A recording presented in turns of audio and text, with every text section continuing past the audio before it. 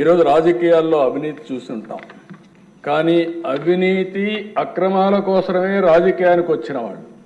ఇది ఒక పెద్ద ప్లానింగ్ దిశ. 45 ఏళ్ళైంది మా పార్టీ. ఇంతవరకు మాకు పేపర్ లేదు, టీవీ లేదు.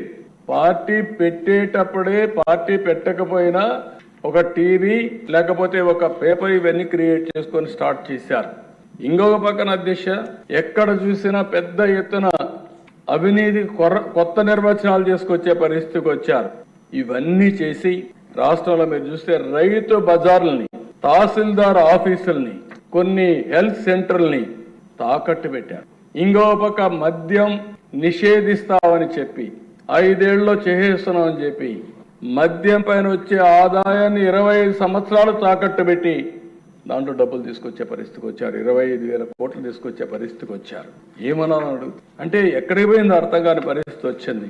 కేంద్రం ఇచ్చిన నిధులన్నీ దారి మళ్ళించారు. పేదలకు చెందవలసిన పథకాలు చాలా వరకు గండి కొట్టే పరిస్థితికి వచ్చారు. ఈ రోజు మీరు చూస్తే దేశ ఇంత మునిపే మినిస్టర్ గారు చెప్పారు, ఆ డబ్బులు కానీ వచ్చుంటే మళ్ళీ మనకు కేంద్రం ఎప్పుడు కూడా డిఫరెంట్ స్కీమ్స్ కి డిఫరెంట్ పందాలు డబ్బులు ఇస్తారు. ఈరోజు నరేగా ఉంది, 90% కేంద్ర నిధులు వస్తాయి, మంది 10% వస్తుంది. ఇందులో 70% లేబర్కి ఇవ్వాలి, 30% మెటీరియల్ కాంపోనెంట్ కి ఇచ్చుకునే అవకాశం ఉంటుంది. దీన్ని ఎంత ఇది డిమాండ్ డ్రివన్, మనం ఎంత ఉపయోగించుకుంటే అంత ముందుకు పోతాం.